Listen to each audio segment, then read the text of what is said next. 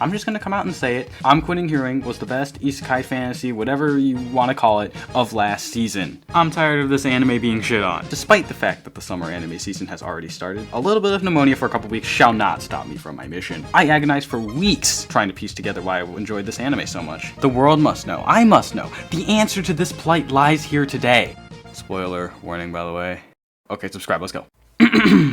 With absolutely phenomenal shows like Spy Family and Kaguya Season 3, the world's derpiest turtle. This guy, and of course an unreasonable number of isekai anime, I'm Quitting Heroing, Dex Geek is at the Demon Queen's Castle, seem to be yet another new show that assumes their target audience is mildly illiterate by putting the description in the title. Clearly I thought then, with my big brain, that this anime will simply be yet another fantasy show where the big plot twist happens in the first episode or two, bada bing bada boom, annoying fan service 2, we get our 12 episodes of the exact same show. With this absolutely flawless thought process, I was prepared for absolutely anything that I'm Quitting Heroing could throw at me.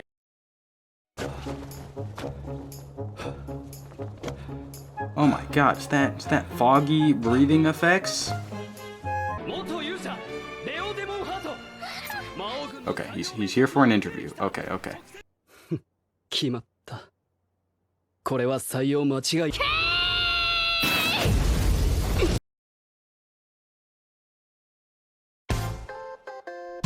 Let's run down this original plot setup. We have a hero, Demon Lord, Queen, and a very, very subversive twist where, get this, he quits heroing. The generals give him a trial run behind the Demon Queen's back for him to prove himself as he joins the demon army. In this first episode, Leo has a pretty expected flashback about how he was a hero whose purpose in life was to fight the Demon Queen and triumph over evil. But Psyche switches sides because the nobility and the common people just don't get him, which is a very original idea that has never happened ever. However, the slightest shimmer of potential was already there, getting ready to slap me in the face later. The animation isn't actually that bad. Leo doesn't just get accepted immediately and he has to work for it, and it's actually funny. And not in the ironic, wow, this is really terrible kind of way either. Furthermore, our main character Leo is not, despite his appearance, the average generic self-insert character that we see, showing confidence that no mere mortal could simply match. It is also here that I'm Quitting Heroing unveils one of its secret weapons. Lying! You think that an internal monologue about the main character's tragic past, with Leo arduously working up to one day join the demon army to get revenge on humanity, is factual? Oh no, you have been bamboozled, forced into falling into the depths of confirmation bias with my expectations of a generic fantasy anime. The next part of I'm Quitting Heroing shows Leo helping out each general in different episodes. わあ、実にいい天気。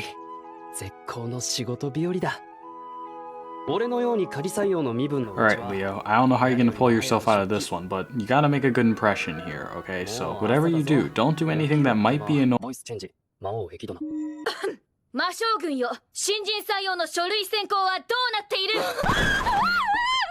Good job, Leo, you did it. Though Leo's overpowering fuck you vibes get him in trouble with Shutina throughout his new job, he actually does great work though, and teaches a reasonable and well done lesson on lowering stress by working as a team. And then proceeds to immediately increase her stress via sexual harassment. Yes, Mom? Next up, Lily, another general who is a literal child, gets tasked with the very easy to solve position of being the logistics manager for a large and complex army.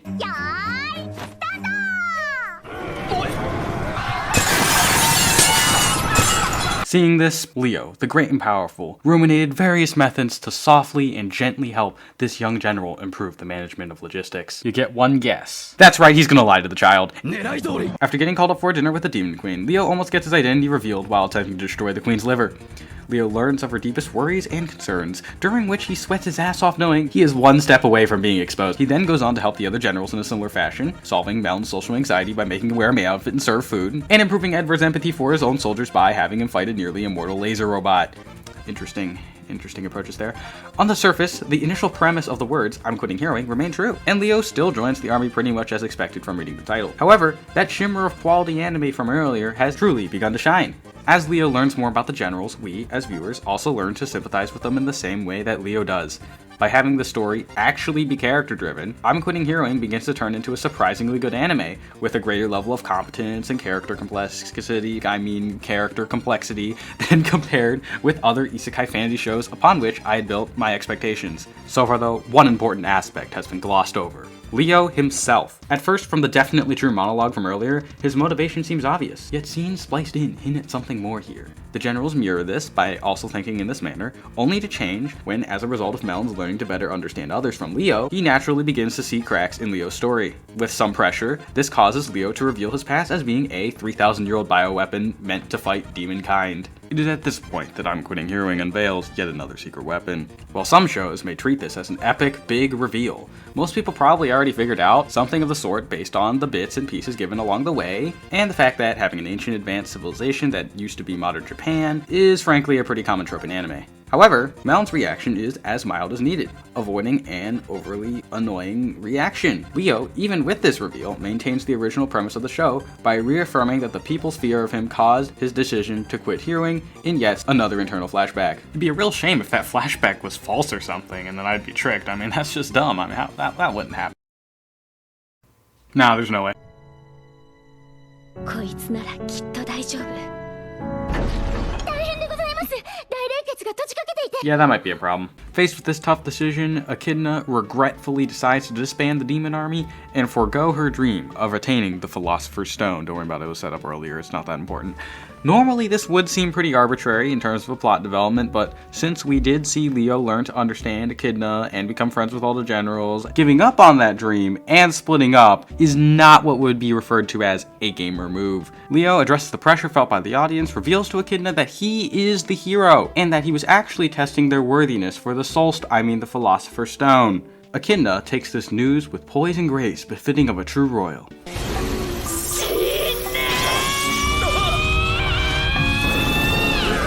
Leo then mentions that the stone is protected by a super strong guardian on a mountain, and on the way up he has a conversation about that with the Demon Queen.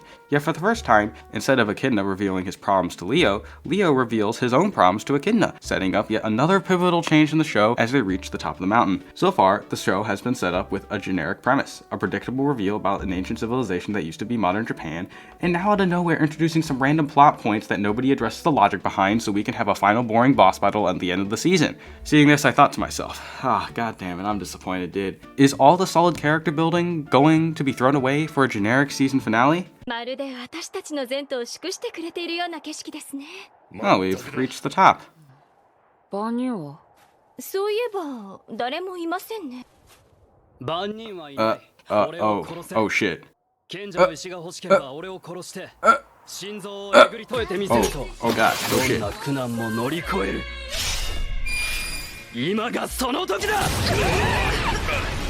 賢者の石が欲しければ。 Why do I hear boss music? While it may just look like they're getting destroyed in an epic boss fight, they are. There is much more going on here. First of all, the writing comes back strong, in that the characters are just as surprised as the people watching that Leo is going to fight them instead of a generic Guardian boss fight. Eventually, Echidna is able to prepare the final epic gamer spell to disable his abilities so Leo can be wiped off the face of the earth. Is at this pivotal moment where I'm Quitting Heroing at the very peak of the show brings out all of its cards. With solid animation to back it up right there, look at that, those are shadows, it's not Demon Slayer, but it's still very good. And importantly, using that time spent on characters, instead of fan service, although there's a little bit, to be cashed in right when it matters. In these final moments, the true purpose of Leo's action is shown. At this point, we realize that the entire plot of the story really was just an elaborate method of Leo's suicide, which to him seemed to be the only way for him to stop endless fighting. By itself, really, this is not a particularly complicated, profound direction to take an anime. The reason why this works so well is just simply due to the fact that the expectations of a fantasy anime that I said at the very beginning, the flashbacks where Leo straight up lies to the audience and everybody in the show, only for that to be revealed at the end, all add tension to the massive catapult preparing to throw a great stone of plot reveal into the faces of everybody. I can't really do this whole scene justice here, but I mean, it's playing right now. So simply, my thoughts on this scene are, yeah, it was pretty good. Wow, amazing commentary, good writing, good YouTuber. As Echidna looks at Leo one final time, she realizes the same truth that the audience begins to realize. In a twist of irony, while Leo spends so much time being the hero and helping others, he just wanted a chance for others to help him and accept who he was. It's so simple, yet in one season, it is efficiently built to in this one climactic moment through character growth, as Leo changes the lives of the generals he's proving himself to in the story, but also purposely misleading our understanding of that story in the same way that Leo is not fully understood by anybody until the very end. I kind of repeated myself there, but hopefully that made sense. Leo, pressed against the glass pane separating him from his last breath, has now an opportunity to be defeated. But no! Yes, everybody surviving in the end is normally a cliche. However, Melms, Lily, Edward, Steina, and even Echidna spare him due to the lessons that Leo himself passed on to them, saving him from what Leo intended to be his death. As Leo wanted to help them, they help Leo free himself from having to be a hero. Leo, the one that had always been right before, is now the one sitting on the ground fundamentally mistaken. It is at this point that he realizes that living free was something he deserves to have, and dying while still following orders is bad. Basically what I'm saying here is that, yeah, it is cliche, but at least it happened for a good reason. I'm quitting heroing is inherently misleading. By setting up the expectations for a generic isekai fantasy-esque show, I thought I could predict the show based on the premise. And until the very end, I didn't even understand how wrong I was. Even after all this, funnily enough, the title, I'm Quitting Heroing, is actually still true, and I'm going to summarize the story in the worst way possible. He quits heroing to join the Demon Queen so he can set up his plan to be killed in order to quit heroing, where that doesn't work out when the Queen realizes that he is trying to quit heroing, and therefore as a result of that he is finally able to quit heroing. Therefore, title's still right. I'm sorry, I just had to do that. With a constant awareness of viewer experience, respect for people's ability to think, and solid character development, I'm Quitting Heroing leaves little room for loose ends, resolving in a satisfying ending. While the story itself is not really all too deep or the greatest anime ever, the thought put towards how it's presented puts I'm Quitting Heroing a step above the average generic fantasy isekai anime, and a pretty solid choice that most people missed last season. Well, I rest my case. With my mission over, I can finally move on to the summer season. If you then subscribe right now, I will graciously, generously disarm the hydrogen bomb under your place of residence. That's right, that's factually accurate. If you have watched I'm Quitting Heroing and have a different opinion, or just want to give some constructive criticism, or maybe non-constructively tell me I'm a fucking idiot, please let me know. You will not hurt my feelings. What will hurt my feelings, though, is today's sponsor, loneliness. Okay, I'm gonna rewatch Doubles Apart Timer. See ya. Oh, fuck.